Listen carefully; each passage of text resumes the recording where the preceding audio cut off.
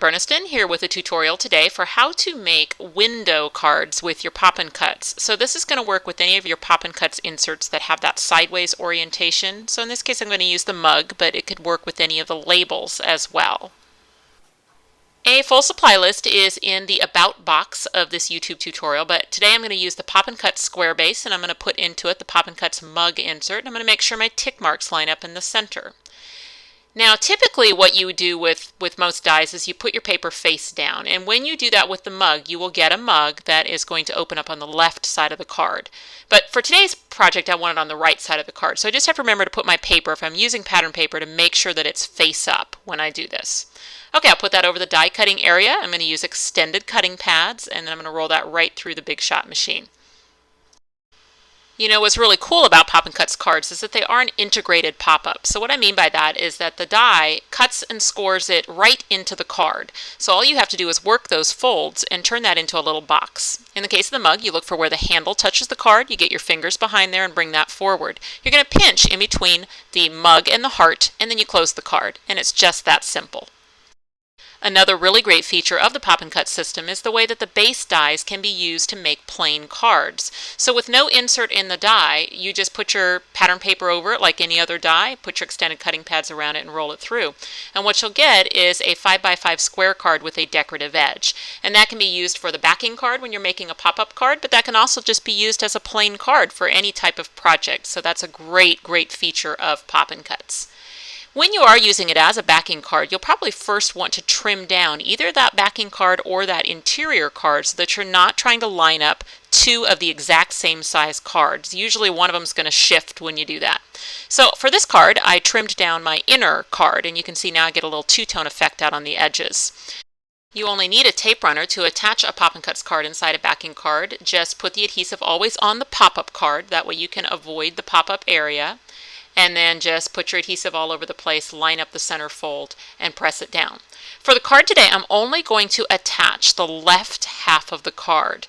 That way I'll still be able to flatten this card and run it through the machine to cut my window. So you see there, I've only attached one half first.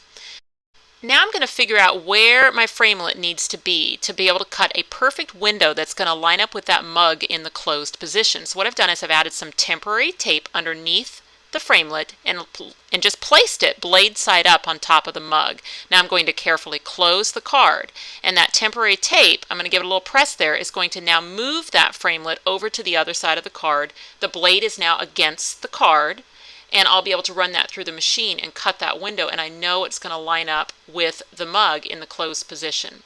I'll use the magnetic platform for this. I'm going to put a cutting pad on top of the magnetic platform and then just add my cutting pad on top and roll that right through. Then after that comes out of the machine, I just need to kind of carefully remove that removable tape and the die, get the paper out of there, and then I've done it. I've added a window to the front of my card, and then when I close it, it should perfectly line up with the mug below it. Now I'm done with adding that window, then I can go ahead and use my tape runner to attach the other half of my inner pop-up card. Just add the adhesive all over the flat section of that right half of the card, and then just get it lined up and press it on down. Poppin' Cuts bases are also movers and shapers bases, so I was able to use that base to hold my little magnetic heart die, cut that out of vellum, attach it to the top of the mug, and that's going to look like steam rising out of the mug. So now let me take my little magnetic shapes out of the base, because now I'd like to change the color of the mug. So what I'm going to do is I'm going to take a piece of craft cardstock over just the mug area. I'm even using my shorter cutting pad in this case because it doesn't matter. I just need a cutting pad that's big enough to cover the mug area.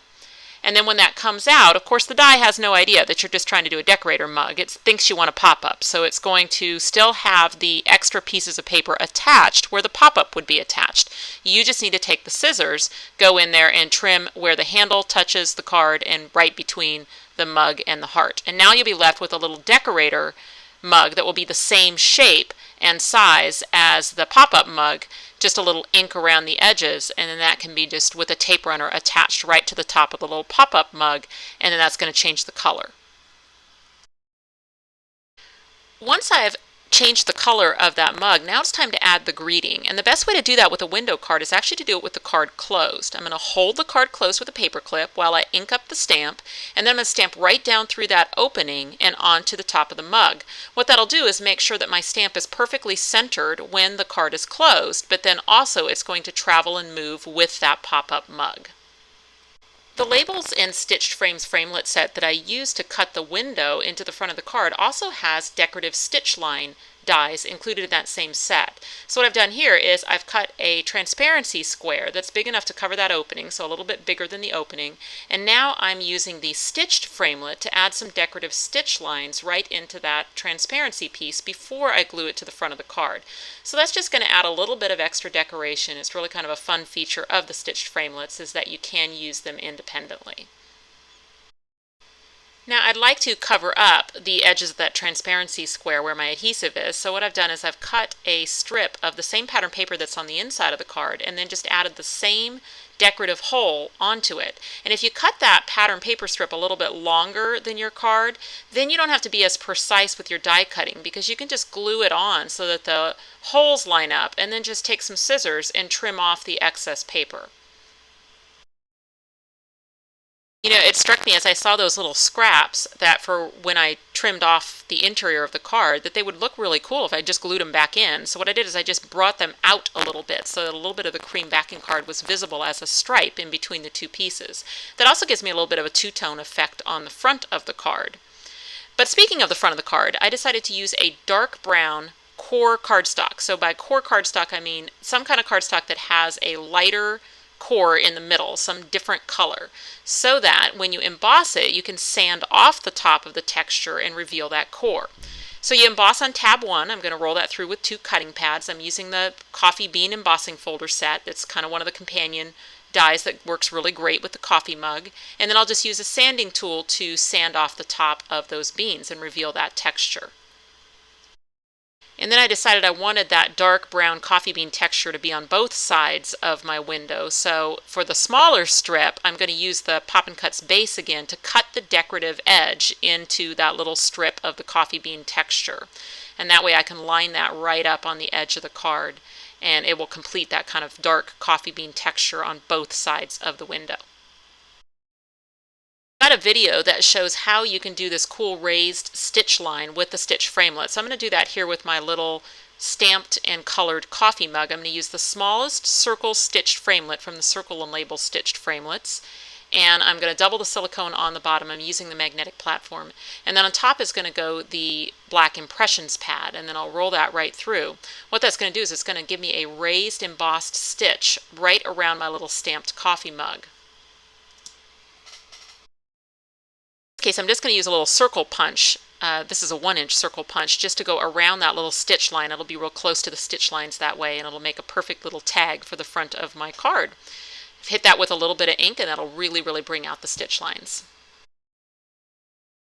I finished up the styling of my little circle tag by adding a dark brown eyelet and then tying it onto the front of the card using some green twine. And then for the inside of the card, I made a similar little round stitched tag that I could tie into the card using some green twine. And on that one, I stamped a tiny little happy birthday stamp. I also added just a little decorative strip to the top of the mug and a pre-made embellishment to the pop-up heart. And now what I'd like to do is make a label that I can use to write a personal greeting. So I'm going to use the label stitched framelits again and some cream cardstock. And I don't care that the cardstock was smaller than the label because I just wanted a partial. But what I do want it to do is match the contours of my Poppin' Cuts card. So I'm going to lay my card back on the Poppin' Cuts base and line it up with the edges and then hold my label where I would like it to go and take my card away. Then I'll tape that little label in place and then roll that back through the Big Shot using some cutting pads. And so what that will do is it will cut that same contour into the right side and the bottom of that label so it'll fit the card perfectly.